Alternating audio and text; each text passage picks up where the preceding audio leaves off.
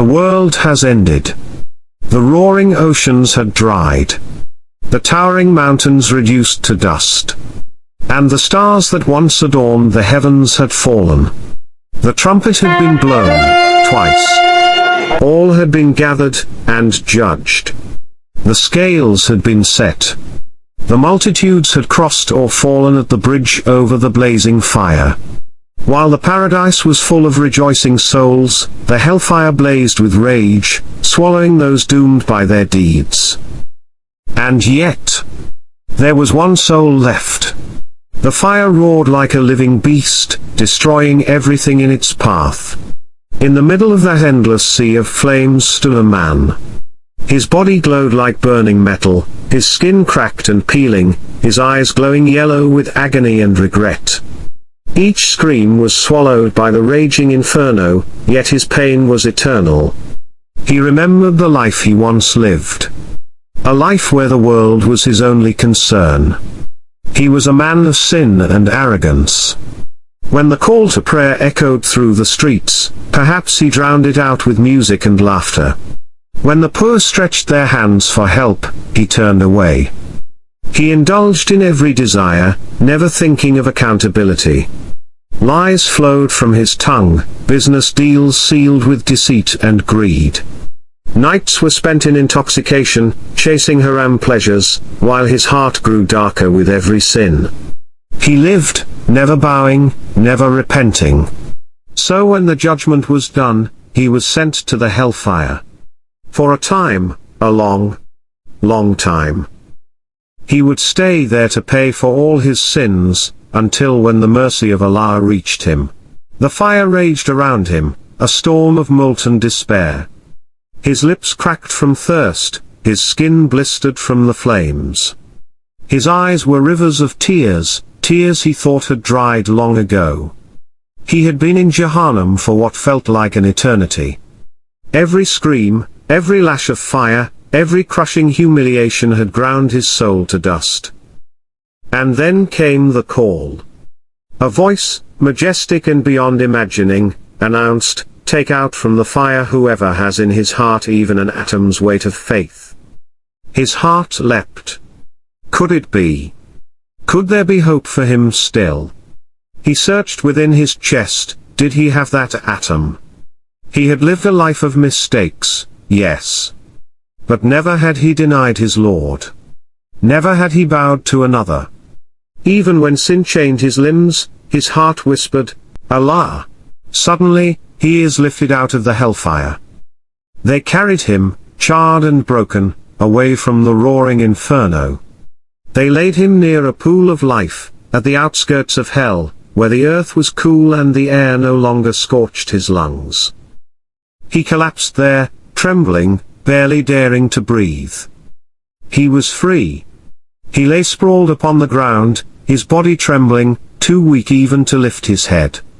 His skin, charred and torn, began to knit together, slowly, painfully, but surely. The torment had ended, yet his soul shook as if the flames still licked his bones. The angels who had pulled him out were gone now. Silent as the dawn, they had vanished after setting him upon this open land, an empty plain stretching toward a distant horizon. The man stood at the edge of the barren plain, his body still trembling from the memory of flames, exhausted, and said, "Blessed is he who has saved me from thee. Allah has given me something he has not given to any one of those in earlier or later times." Before him stretched a horizon glowing with a light that seemed alive, and as he gazed, something caught his eye. A tree. Not just any tree. It was unlike anything his mind could fathom. Its trunk shimmered as if woven from gold, its leaves glittered like emeralds kissed by dew. From its branches hung fruits that glowed with a sweetness that called to him with every heartbeat. Beneath it flowed a stream, clear as crystal, whispering songs he had never heard before. The sight struck him like lightning. After ages of torment in the fire, his soul ached for shade, for beauty, for life. His throat burned for the water rippling at the tree's roots. His voice broke as he whispered, "O my Lord! bring me near that tree, so I may rest in its shade and drink from its water." Allah, the Majestic and Merciful, spoke to him, "O son of Adam, if I grant this, will you ask for more?" The man said, "By your glory, O my Lord, I will not ask for more. Only this. Let me be near that tree." And the Lord of generosity granted his plea. His Lord would excuse him, because he sees what he cannot help desiring. He walked, he stumbled, toward the tree, and when its shade touched his skin, he wept again. He drank from the water, cool and sweet, and for a moment it felt as if the torment of the fire had never been. But then, his eyes wandered. Far beyond the first tree was another, greater, more radiant, its shade deeper, its river brighter. His heart leapt, and before he could stop himself, the words burst from his lips. "O my Lord, bring me near this tree, so that I may drink from its water and take shelter in its shade, and I shall not ask you for anything else." And Allah would say, "O son of Adam, did you not promise me that you would not ask for something else?" The man bowed his head in shame. His voice trembled, "Yes, my Lord. But let me draw near to it, and I will ask no more." And Allah, in His infinite mercy and wisdom, allowed him near. The man clung to the third tree's branches like a child to a long-lost friend. Its shade was cooler than anything he had ever felt. The fragrance from its leaves was like 1,000 gardens combined, and the streams running beneath it sang melodies sweeter than any sound his ears had ever known. He sighed with deep relief, but then, his eyes drifted again. Beyond the tree, the gates of Jannah shimmered in golden light, their radiance dancing like waves upon the horizon. He could see rivers of milk and honey flowing just inside. He could hear laughter, a sound so pure, so joyful, it tugged at his soul like a magnet. The man's heart trembled. If only I could be inside. Even at the gate. He bit his lip, hesitating, then raised his gaze upward and called on to Allah. "O my Lord, admit me to it." And Allah would say, "O son of Adam, what will bring an end to your requests to me? Will it please you if I give you the whole world and the like?" He will say, "O my Lord, you are mocking at me, and you are the Lord of the worlds." The Swahaba Ibn Mas'ud, when narrating this hadith, laughed and asked the people, "Why don't you ask me what I am laughing at?" They asked, "What are you laughing at?" He said, "It is in this way that the Prophet peace be upon him laughed, on account of the laugh of the Lord of the universe. So, Allah will smile upon him with mercy, and He will grant him entrance.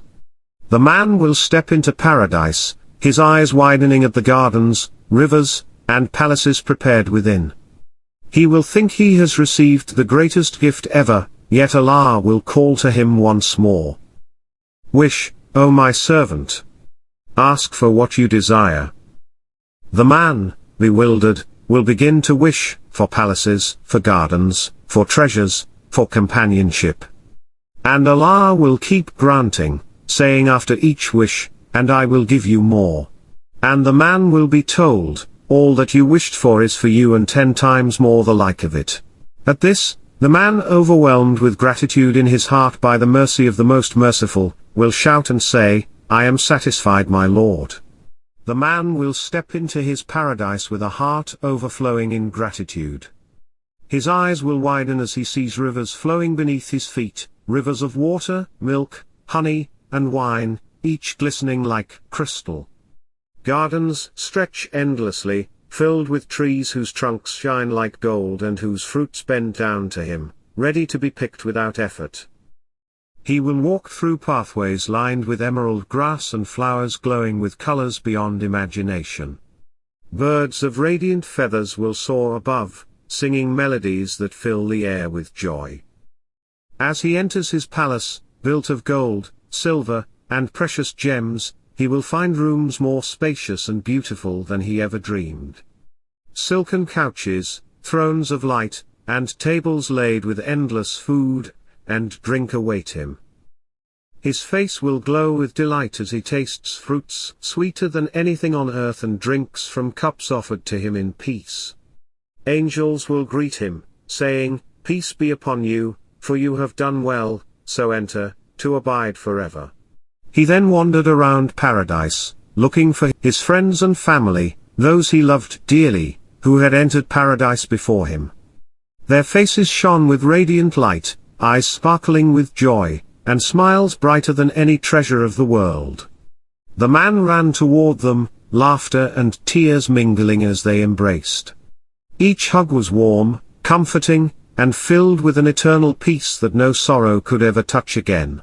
And from there, the last man to enter paradise, the very last man, lived in paradise happily ever after.